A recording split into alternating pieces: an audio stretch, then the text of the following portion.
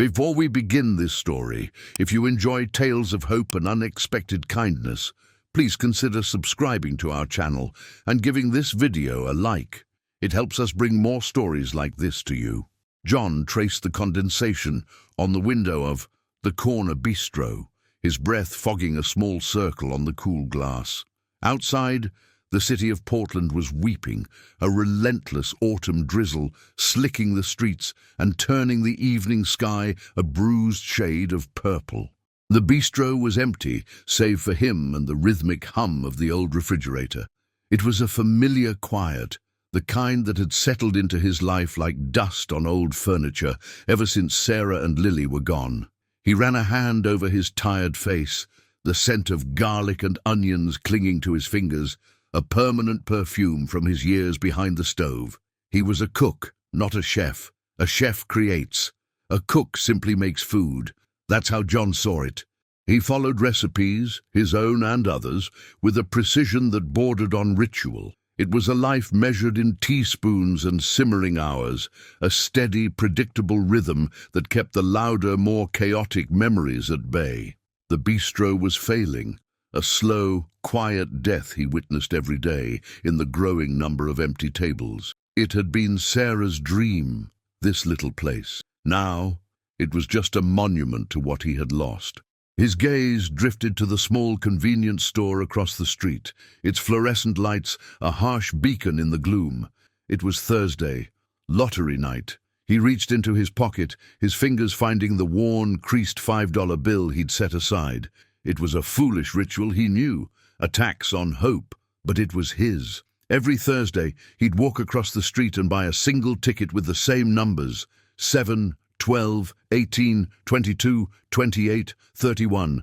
Sarah's birthday, Lily's birthday, the day they met, the day he'd lost them. Numbers that meant everything to him and nothing to the lottery machine. It wasn't about winning, it was about remembering.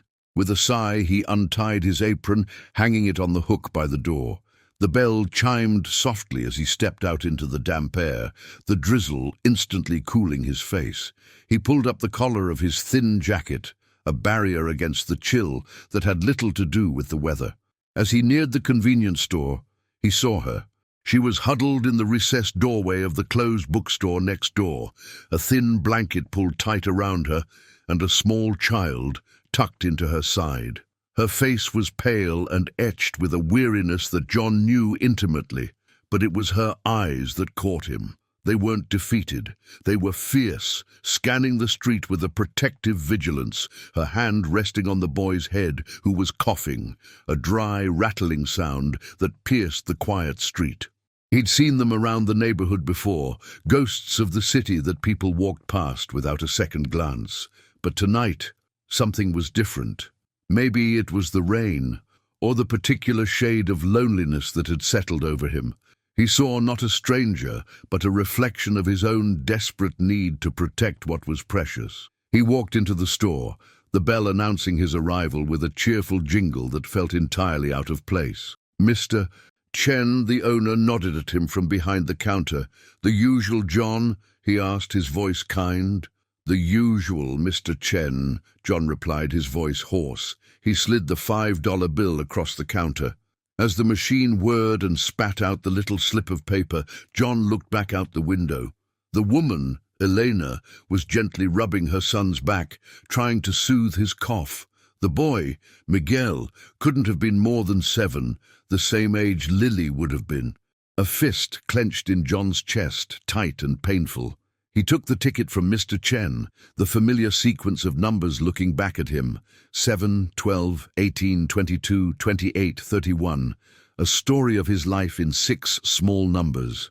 He stared at it for a long moment. It was a symbol of his past, a connection to a life that was gone. But what was it, really? A piece of paper.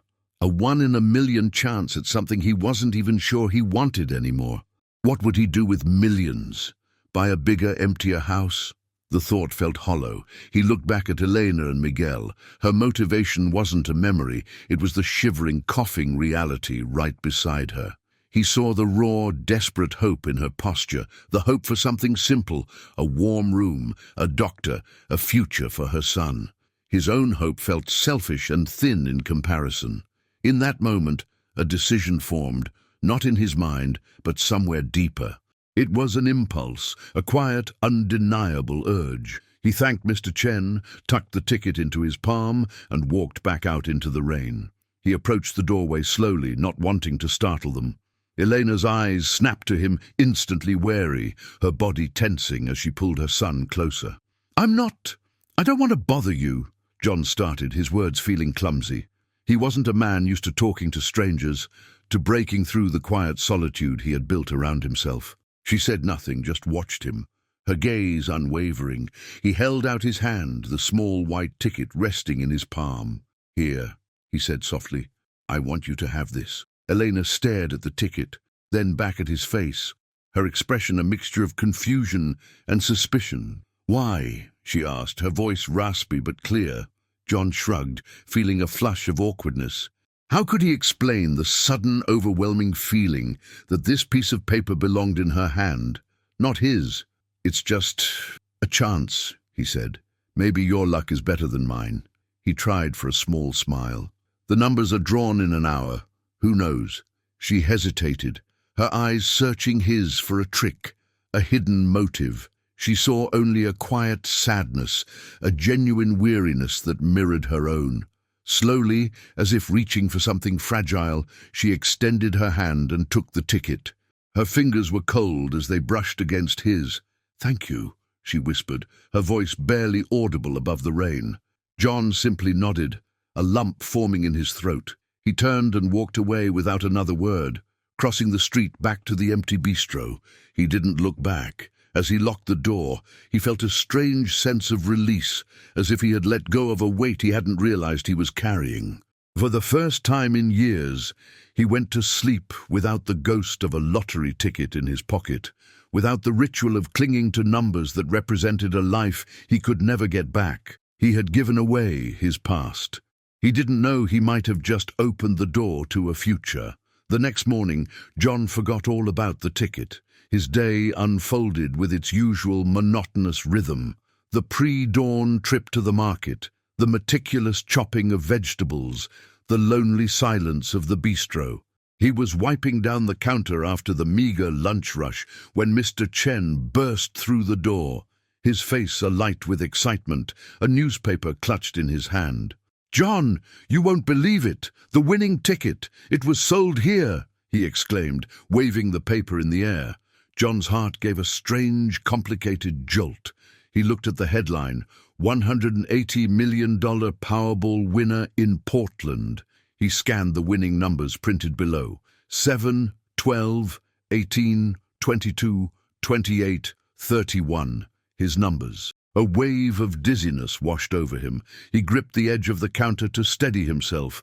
$180 million. The number was so vast it was meaningless. He could save the bistro, he could buy a new house, he could travel the world, he could do anything. But he couldn't. He didn't have the ticket. Mr. Chen was still talking, animatedly describing the news reporters who had swarmed his store that morning. "They're looking for the winner, John. Can you imagine? Someone in this neighborhood is a millionaire." John could only nod, his mouth dry. He felt a pang, not of regret, but of something far more complex, a surreal sense of detachment, as if he were watching a movie about someone else's life. He thought of the woman, Elena, and her sick child. What would she do? Would she even check the numbers? What if she'd thrown the ticket away? The thought was a sharp pang of anxiety. He had given her more than a ticket. He had given her a responsibility, a colossal, life-altering burden. A part of him, the cynical, wounded part, whispered that she would just disappear, take the money and run. It's what most people would do. The city was full of people who would cash that ticket and never look back. Days turned into a week. The sign in Mr. Chen's window, "Winning ticket sold here," became a permanent fixture. The story was all over the local news. The mystery winner of the $180 million jackpot had not yet come forward. Speculation was rampant. John tried to put it out of his mind, focusing on the dwindling supplies in his pantry and the growing pile of unpaid bills for the bistro. The irony was a bitter taste in his mouth. He was worried about making rent, while a piece of paper he had held in his hand was worth more money than he could imagine. He didn't regret his decision. Every time he thought of Elena's fierce, protective eyes, he knew he had done the right thing. But a new kind of worry began to grow in the space where his ritual used to be. A worry for her.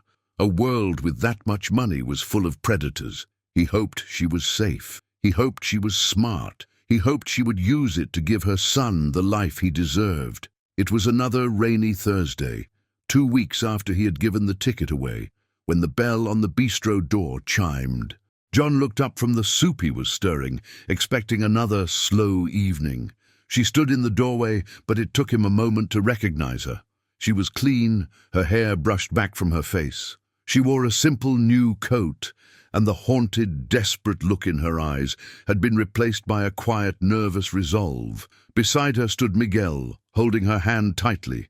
He was wearing a warm jacket, and though he still looked pale, his breathing was even, the rattling cough gone.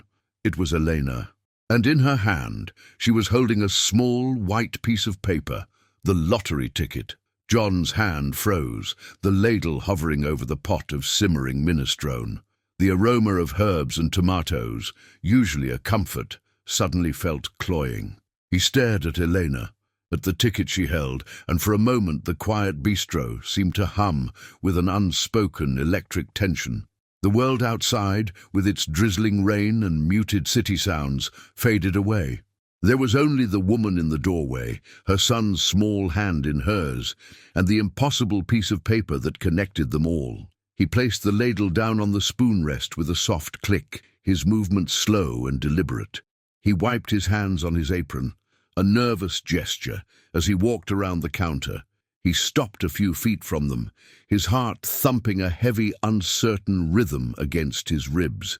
He didn't know what to expect. Accusation, a business proposition, a simple final thank you before she vanished forever. "Hi," he said, his voice softer than he intended. "Hi," Elena replied. Her voice was stronger now, steadier. "This is my son, Miguel." The boy peeked out from behind her leg, his eyes wide and curious. John offered him a small, hesitant smile. "Hello, Miguel." Miguel shyly waved a small hand before retreating again. Elena took a deep breath, her gaze fixed on John's face. "We've been staying in a hotel," she began, her words measured. "A clean one, with a warm bed. Miguel saw a doctor. He has asthma, and the damp cold was making it worse. He has an inhaler now. Medicine." She said the word medicine as if it were a miracle. For her it was. John nodded, a sense of relief so profound it almost buckled his knees. "That's good, I'm glad. I checked the numbers the next morning," she continued, her eyes not leaving his. "I saw the news. I didn't believe it. I must have checked them 100 times. I thought it was a dream or some kind of cruel joke." She extended her hand, offering him the ticket. "It's yours. You bought it. Your numbers." John looked at the ticket, then back at her.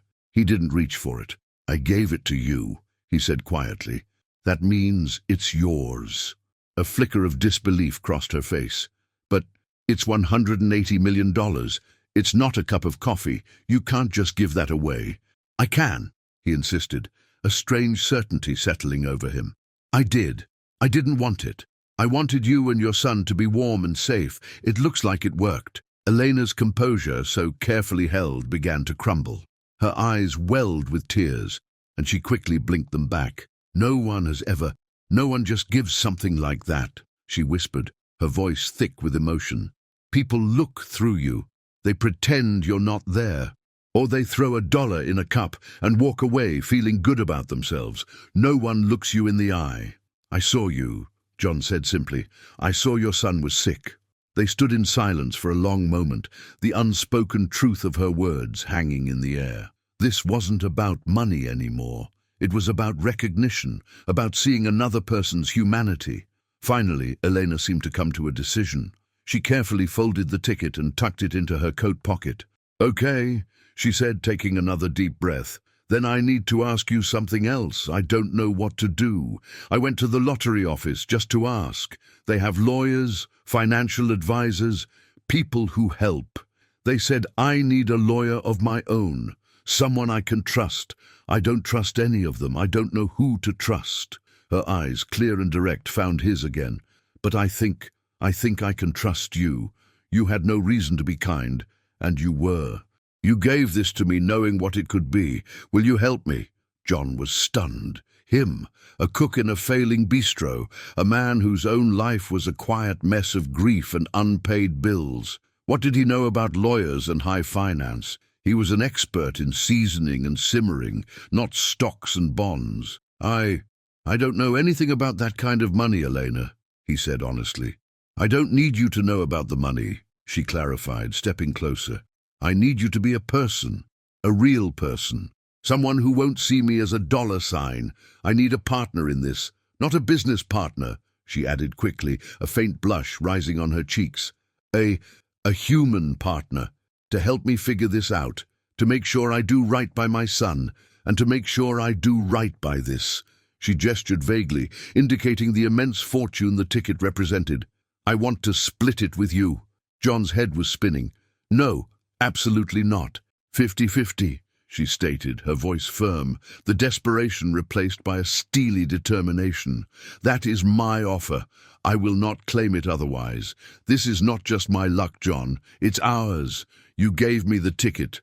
I'm offering you back half of what it brought us. Please. He looked from her determined face to Miguel, who was now watching him with an open, trusting curiosity.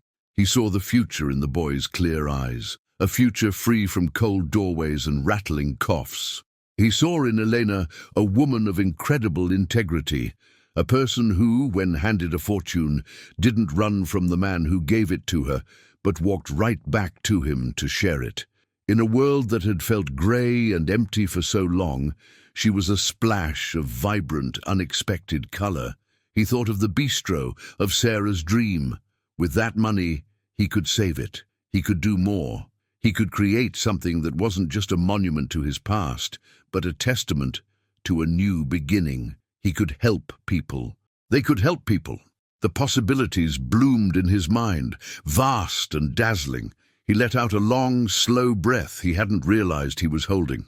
He looked at Elena, really looked at her, and for the first time, he saw not a charity case, not a symbol of his own impulsive act of kindness, but a woman, a strong, determined and honorable woman who was offering him a partnership that went far beyond money. She was offering him a chance to be part of something again. A genuine smile, the first in years, touched John's lips. Okay, Elena, he said, and the name felt right on his tongue. Okay, I'll help you. He gestured towards one of the small empty tables. Can I get you and Miguel something to eat? My soup is pretty good. Elena's answering smile was like the sun breaking through the Portland clouds. We would love that, she said. We would love that very much. As John ladled out 2 steaming bowls of minestrone, the bistro didn't feel so empty anymore. It felt like a beginning. The quiet hum of the refrigerator sounded less like a lonely drone and more like a gentle, hopeful promise. He had given away a lottery ticket, a flimsy piece of paper holding a 1-in-a-million chance. And in return, she had come back and given him something far more valuable, a 1-in-a-lifetime chance at a new life. The weeks that followed were a surreal blur, a crash course in a world neither John nor Elena had ever known. True to his word, John became her anchor. He found them a lawyer, a kind but no-nonsense woman named Evelyn Reed, whose firm specialized in discreetly handling large estates and windfalls. Their first meeting took place in a polished boardroom that felt a universe away from the worn linoleum of the corner bistro. Elena was terrified, clutching her purse with white knuckles, feeling like an imposter who was about to be found out. But John sat beside her, a quiet, steady presence. When Evelyn directed a complex question at Elena, and she faltered, John would calmly rephrase it, ensuring she understood every step. He wasn't her spokesperson, he was her partner. He made it clear from the start. Every decision was hers. His role was to be a sounding board, a second pair of eyes, and the one person in the room who saw her, not the dollar signs floating around her head. They established a blind trust, the EMJ Trust, Elena, Miguel, John, a legal entity that would claim the prize, shielding their identities from the inevitable media frenzy. The day they signed the final papers at the lottery headquarters was strangely anticlimactic. There were no oversized checks or flashing cameras, just a series of signatures on thick, important-looking documents in a quiet, sterile office. The money, when it arrived in the trust's new bank account, a staggering sum even after taxes, was an abstraction, a number on a screen so long it looked like a typo. They stared at the figure on John's laptop in the quiet of the bistro after closing time. For a full minute, neither of them spoke. Elena broke the silence, her voice a whisper. Miguel will never have to sleep in the cold again. It wasn't a cry of joy, but a statement of profound, bone-deep relief. The weight of years of struggle seemed to lift from her shoulders in that single moment. John looked at her, seeing the lines of exhaustion around her eyes begin to soften. No, he said gently, he won't. Their lives began to change, not with a bang, but with a series of quiet, deliberate choices. Elena, with Evelyn's and John's help, bought a modest house in a quiet neighborhood with good schools and a small backyard. The first time Miguel ran across the green grass, his laughter echoing in the afternoon air, Elena wept with a joy so pure it ached. John was there, helping them move in the few belongings they had, his truck loaded with new furniture they'd picked out together. He assembled Miguel's bed himself, tightening the last screw with a satisfying finality. John, in turn, began to breathe new life into the bistro. He paid off the debts that had been suffocating him. He closed for 2 weeks, and with Elena's enthusiastic input, they renovated. They replaced the faded tablecloths, refinished the wooden floors, and hung warm, inviting lights. He kept the name The Corner Bistro because Sarah had chosen it, but he added a new sign in the window, a small, elegant script that read, "A place for new beginnings." He hired a small staff, including a bright young sous chef fresh out of culinary school and a warm, welcoming waitress. He started experimenting with the menu, moving beyond the tired recipes he had cooked on autopilot. He was creating again. The scent of roasting rosemary and citrus, of baking bread and simmering stocks, filled the space. He was no longer just a cook, he was a chef, and the bistro was no longer a mausoleum of memories, but a living, breathing entity. Their partnership solidified over these shared projects. They were a team. Elena, discovering a surprising knack for numbers and organization, took over the bistro's bookkeeping, turning his shoebox of crumpled receipts into neat, orderly spreadsheets. John, in turn, taught Miguel how to make pasta dough on the bistro's large wooden prep table. The boy's face dusted with flour, his laughter filling the kitchen that had been silent for too long. They were careful with the money, guided by a shared sense of responsibility. It was a tool, not a toy. One evening, as they sat at their usual table after the last customers had left, Elena pushed a folder across the table toward John. "I had Evelyn draft this," she said. "I've been thinking. We were given this chance for a reason. It can't just be for us." John opened the folder. Inside were incorporation papers for a charitable foundation. Its proposed name was the Lily and Miguel Project. John's breath caught in his throat. He looked up at her, his eyes shining. "Its mission," Eleanor explained softly, "will be to provide emergency housing and medical assistance to homeless families with children in the city. A warm place to sleep. A doctor for the cough that won't go away. A little bit of what you gave us." He couldn't speak.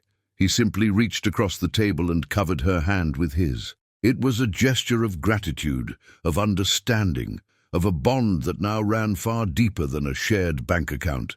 He had spent years trapped in the past, honoring the memory of his daughter, Lily.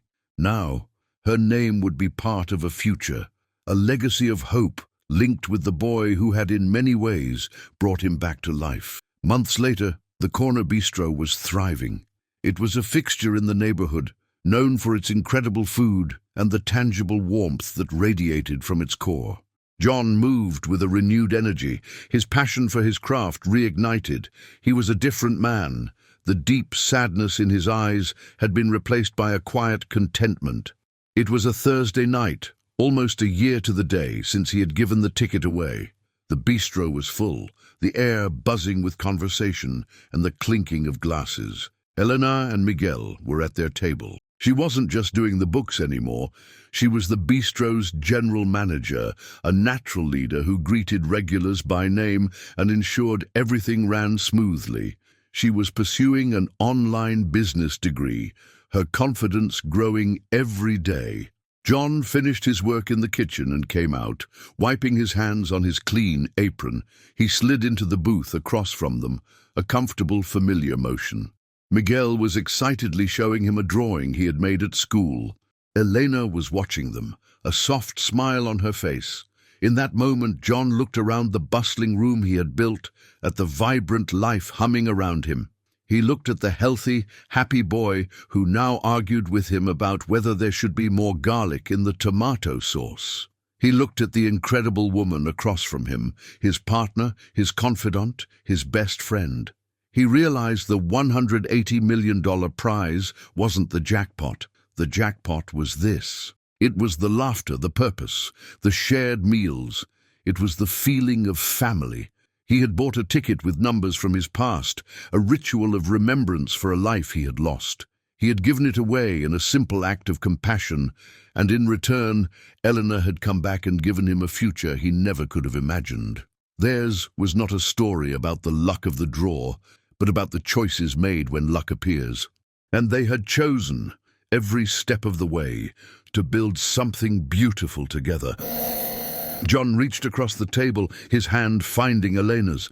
She laced her fingers through his without hesitation, her smile telling him everything he needed to know.